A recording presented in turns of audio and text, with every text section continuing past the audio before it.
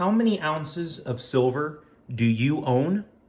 Good evening, folks, and welcome back to another episode of Silver Dad Knows. Remember, always live with no edits. If this is your first time here, hit that subscribe button now, as you're going to like what I'm about to say. So yes, guys, of course, I'm always showing off the infamous, famous Black Panther. So, of course, these are 2018, and they are from Tuvalu, 1 ounce silver Marvel Series Black Panther coins. And yes, I mean, they are a stunning tribute to one of the most iconic characters in the Marvel Universe.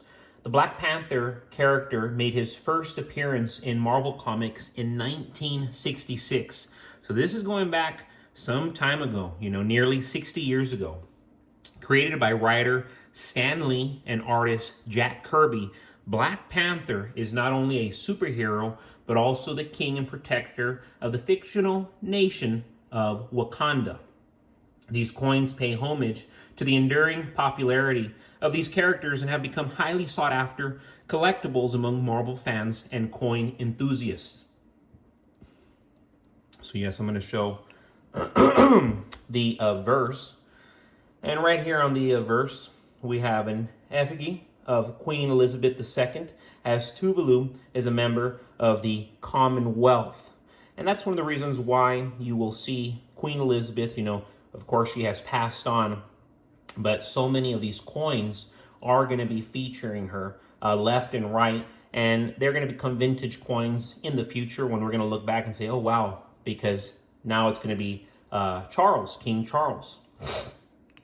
You go to the reverse, and of course, this is where we see the epic Black Panther. It showcases a captivating image of the man himself in a dynamic pose, often with his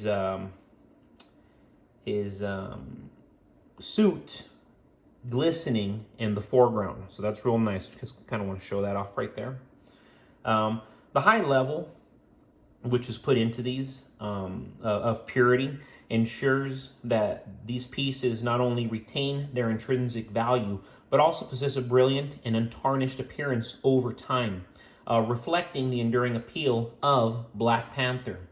The limited mintage on these enhance the coin's collectability and, of course, its potential value. I'm currently seeing these as low as $55 with free shipping. And right now, with the way everything's just going up and up and up, I feel like that's excellent pricing on these Black Panthers, because you can find them, in the condition I have mine, which is pretty much uncirculated. You see like any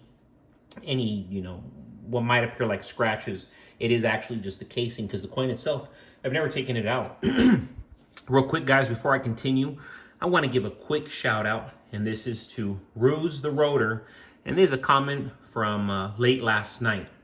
I bought a few of those 2015 pandas when they were released, and later noticed the weight and purity were not on the coin. I had never seen that before, and other than Eagles, I'm not sure if I have seen that since. Now, I know it was the transition year to the different weight, but it's still unusual to have not specified the coin's contents.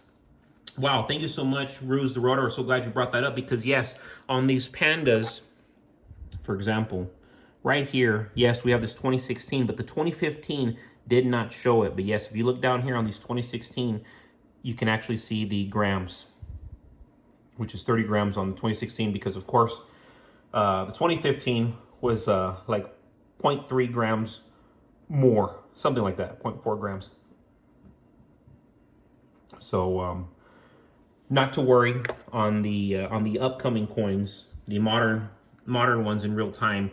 It is presenting, the weight. So I know that is very interesting on the past, but now they're actually putting it on there. Just want to put it out there. But more notably, and I want to say this topic is so relevant, but gold is becoming unaffordable for the average person, and central banks are vacuuming it up at unseen levels, because the amount of gold a nation controls dictates how much power they have. America has less gold today than it did after World War II. Still wondering why we've lost our place as the world's leader? 44% of Americans can't afford a $1,000 emergency, let alone half an ounce of gold at spot price. Nearly half of Americans have less than $500 in their savings. So when I say that gold is unaffordable, I mean it. We are currently in a situation where inflation is high, economic activity has slowed down, and wages have remained pretty much the same. And so precious metals like gold and silver are increasingly becoming a medium of exchange used generally by elites, major companies, and central banks. We're in a world now, and in America now, where inflation is higher than interest rates, which is why experts anticipate a future where less large transactions are done in fiat currency, fake currency, and instead are settled in a precious metals backed currency like BRICS, Bitcoin, and XRP. Thankfully, gold is still undervalued and underpriced in comparison. This is what I meant to say. I'm so sorry about that. Thankfully, silver is still undervalued and underpriced in comparison to gold. But the pandemic has changed the world, and one of the last striking transformations has been the complete digitization of all aspects of our lives. It's annoying. Everything we do now, it has to be on a tablet, it has to be on an iPad, we have to look at a screen. It's annoying. I have to be on my screen all day long getting accurate information so I can speak about it in these videos. I have to look at a screen all day long because in my business, we have to look at screens all day long, whether we like it or not. It's terrible, but that's how we make a living. Speed is an issue.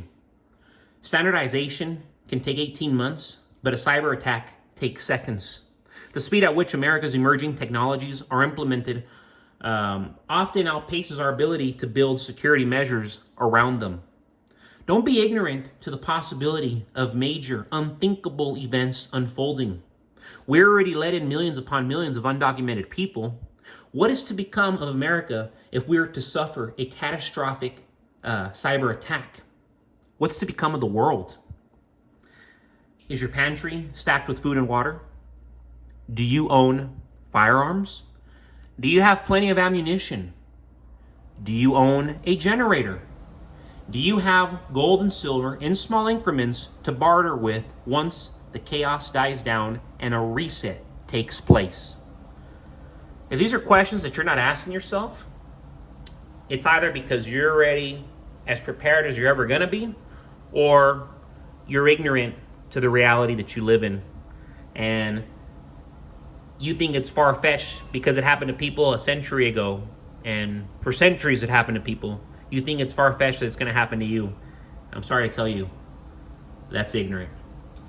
Right here, guys, to my right, I feel like these get a little bit of hate, but not as much hate as the Philharmonics. But me personally, I love the Krugerrands. So, the 1 ounce silver Krugerrand coin marks a significant expansion of one of the world's most renowned bullion series.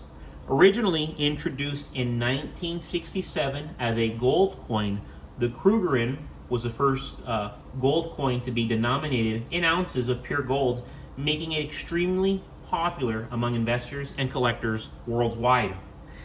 It introduced the first silver piece in 2017, and of course this provided a much more accessible and equally prestigious option for those interested in precious metals. So right here we go to the reverse, and yes, we see the springbok antelope. This animal is a national symbol of South Africa. This image not only adds to the value of the coin, but also celebrates South Africa's vibrant wildlife and cultural heritage. So yes, very elegant. A lot of people see these, and until they see South Africa, they would assume it's a European piece. But no. This is South Africa.